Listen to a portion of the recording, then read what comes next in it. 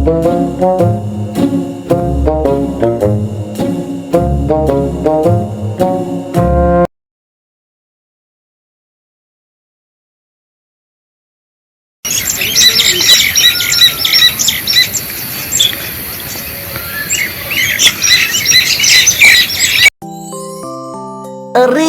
हे कलिबा साधारणतंत्र दिवस जनवरी 26 ଆମେ କିଛି ପ୍ରୋଗ୍ରାମ କରିବା କି ନାହିଁ? ପୁରା ଧୁମଧାମରେ ପାଳନ କରିବା ନା।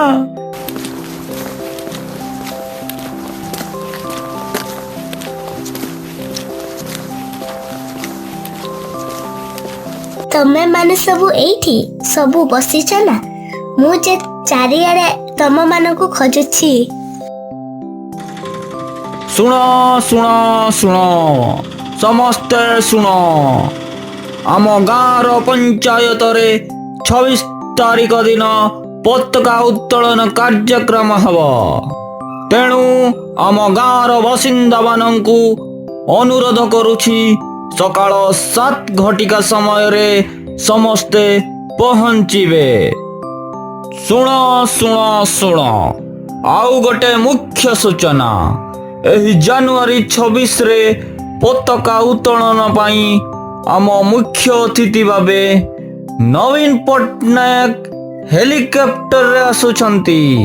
ଶୁଣ ଶୁଣ ଶୁଣ ଶୁଣ ଶୁଣ ବିଶେଷ ସୂଚନା, ଏହି ଜାନୁଆରୀ 26 ଉପଲକ୍ଷେ କିଛି ପୁରସ୍କାର ବିତରଣୀ ଅଛି। ଏଥିରେ ଯେଉଁମାନେ ମହାପୁରୁଷର ପୋଷାକ ପିନ୍ଧି ଆସିବେ ସେମାନଙ୍କୁ ପୁରସ୍କାର ଦିଆଯିବ। ଶୁଣ ଶୁଣ। ଆରେ ୱାହ, ହେଲିକପ୍ଟର ଆସିବ, ମୁଁ ତ ବହୁତ ଖୁସି। अरे वाह, प्राइज मिଳିବ ମହାପୁରୁଷ ଗେଟଅପ୍ ହେଲେ। ହି ମୁଁ ସୁଭାଷ ବୋଷ ହେବି।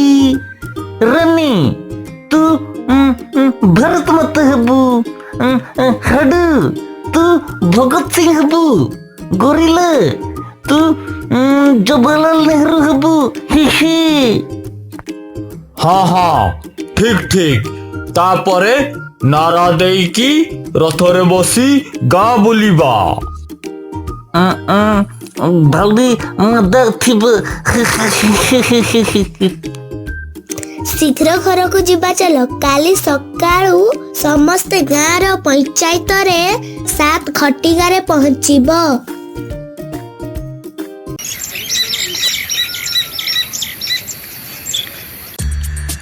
अरे ସମସ୍ତେ ତ ମହାପୁରୁଷ ଗେଟଅପରେ ଭାରି ସୁନ୍ଦର ଦେଖାଯାଉଛ। ଆମର ଦେଖ ରଥ ଆସିଗଲା। ସମସ୍ତେ ରଥ ଉପରେ ଛିଡ଼ା ହେଇକି ଗାଁ ବୁଲି ଆସିବା। ତାପରେ ପତାକା ଉତ୍ତୋଳନ କାର୍ଯ୍ୟକ୍ରମ ଆରମ୍ଭ କରିବା।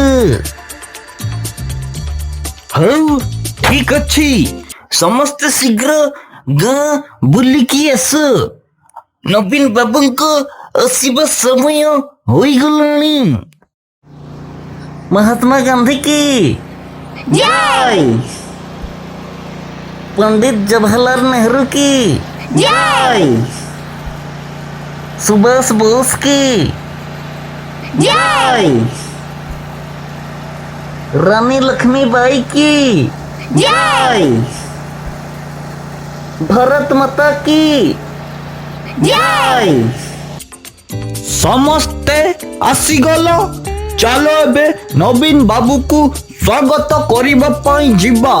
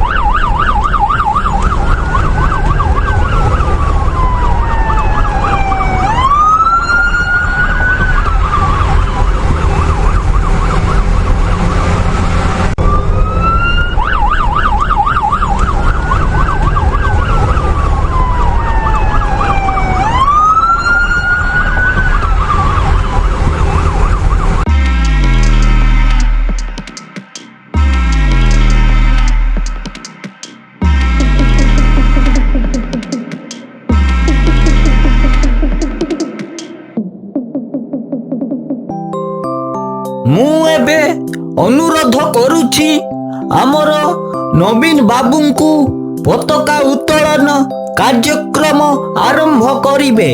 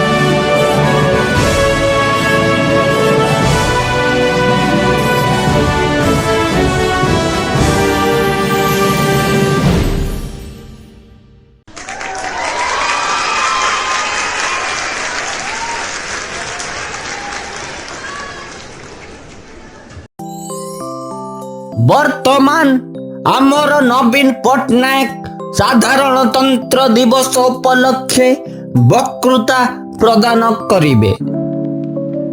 ମୋର ପ୍ରିୟ ଭାଇ ଓ ଭଉଣୀମାନେ, ଆପଣମାନଙ୍କୁ ସମସ୍ତଙ୍କୁ ମୋର ନମସ୍କାର।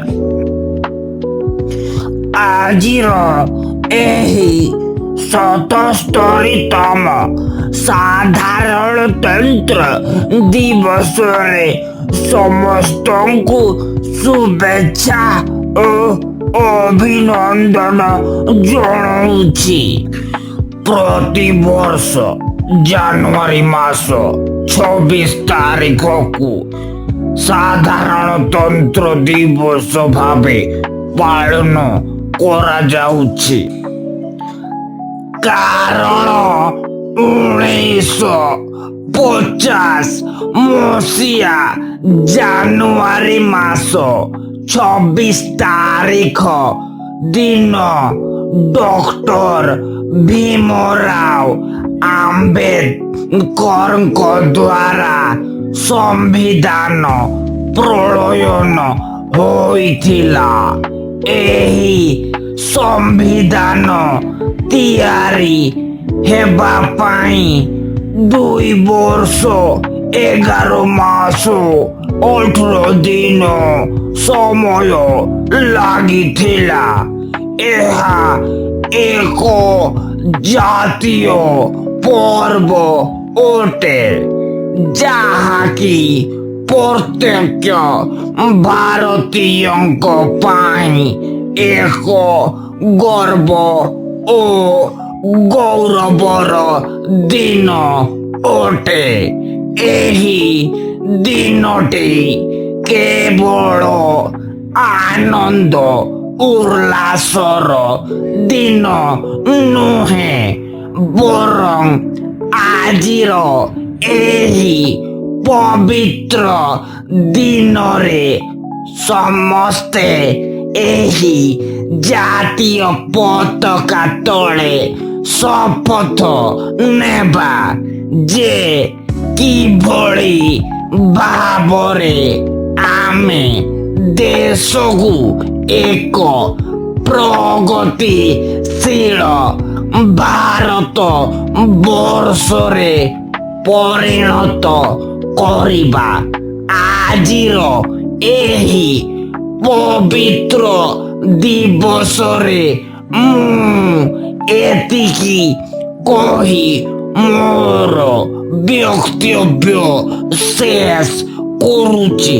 ଭାରତ ମାତା କି ଜୟ। ପିଲାମାନେ ସମସ୍ତେ ମହାପୁରୁଷ ପୋଷାକ ପିନ୍ଧି ଭାରି ସୁନ୍ଦର ଲାଗୁଛ।